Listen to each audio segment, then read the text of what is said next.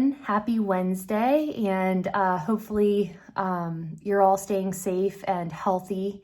And I know today is kind of unlike so many past Wednesdays because we're all living in a state of the unknown right now and praying and hoping for the best. And I know there's a lot of fear in the world right now, a lot of uncertainty, and I just wanted to come with this Quotes to Live By episode today to just kind of share some type of positive message with all of you, because that's what I try to do when things are uncertain in life and there's a lot of negativity in the world. I always try to look for that little slice of positive and put things into perspective, and I think it really helps.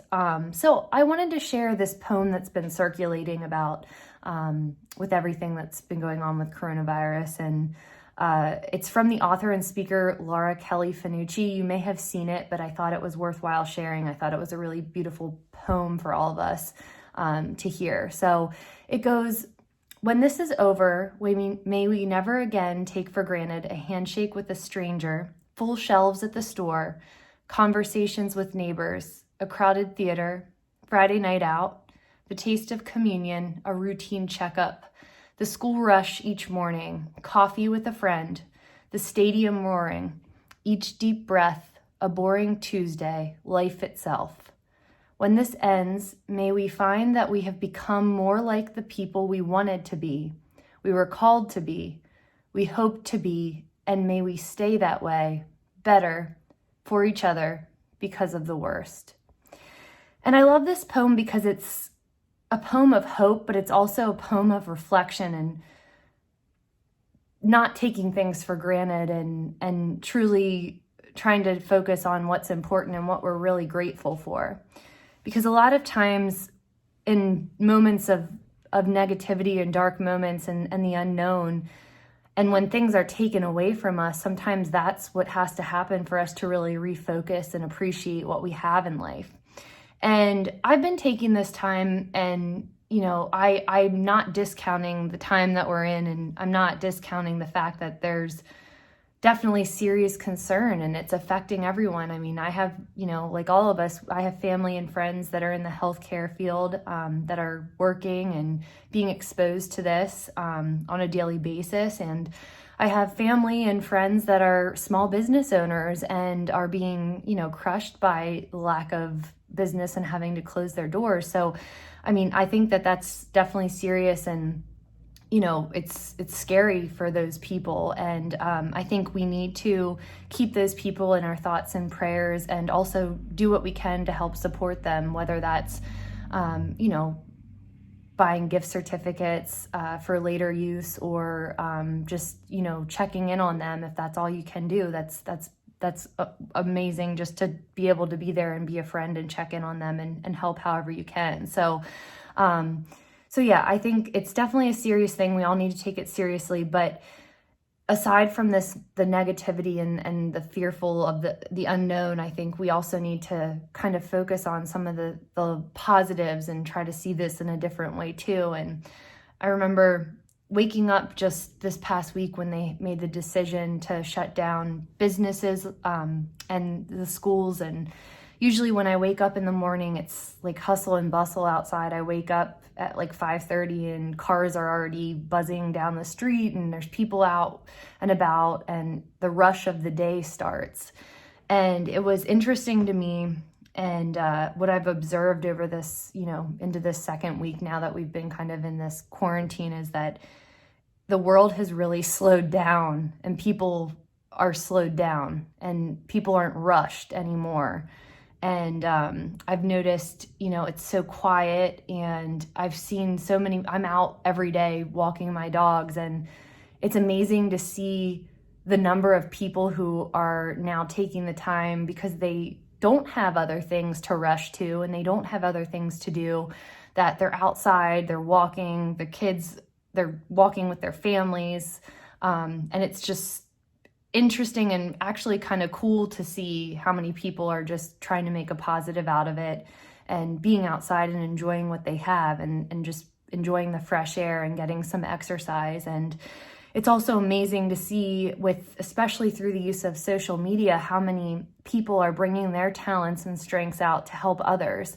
There's so many people, from exercise coaches and trainers to healers, people that are motivational, positive speakers who are just bringing what they have, any little bit of talent that they have, to share to the people in their audience, to try to bring some type of positive into the day, to try to add a little bit of normalcy to someone's day. And I think that that's amazing to see people coming together. I see neighbors checking on neighbors that I've never seen before. And it's just, it's positive stuff like that shows you that the power of humanity is very strong in times when we have to come together, when we're forced to come together. And I think, it's a positive to think about that, the world has forced us to slow down and reflect.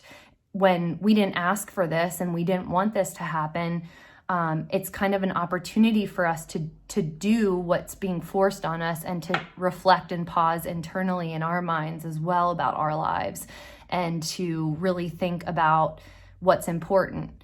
And I think there was this poem by this Irish priest, and one of the lines said, "Yes, there is sickness, but there does not have to be disease of the soul." And I think that's so important to take in, is yes, there's sickness around us and we're all scared, but try to do what you can so that it doesn't affect your internal thoughts and your soul. Like, try to think of the positives through this. What are you doing to try to make your life better in your home? Are there things that you've been wanting to work on or organize that you can take this time now to do? And I think, it's so important to reflect, because we're kind of forced to even now. And don't let this time go to waste in this moment either. We're all kind of waiting and praying and hoping that we quickly get back to normalcy and back to our normal routine and back to our normal schedules. But I kind of want to challenge everyone, and it's something that I'm trying to reflect on a little bit now too, is, what do you want to get back to normal? What is important? What parts of your normal do you want to get back to? Because now is the best time as any to really think about, what truly is worth your focus? Who is worth your time? What is worth your time? Do you want to get back to that rushed, crazy schedule of all the things you tried to fit in? Or what selectively do you want to get back to when this is all over? And, what is really worth your time? What and who truly matters and what doesn't? So I think that this is, it's forcing us to kind of be calm and forcing us to find our internal peace. And I think that that's the positive we have to take out of this, to see the good even through the bad. And I know we'll eventually come out of this, but the only way that we can get through this and strongly get through this is by coming together, supporting each other, giving love out to each other instead of, being negative and just trying to support each other as best we can through this, and just doing some internal reflection and using this time of quiet and solitude to kind of refocus what's really important to us in our lives. So I just wanted to share this message, and I hope you're all, like I said, staying healthy and doing well. And I'm praying for the world right now, and I'm trying to think of the best and support the people in my little circle as much as I can. And thank you as always for listening. And I'll be back next week with another message, and I look forward to talking to you all then. All right. Love you all. Have a great day. Take care.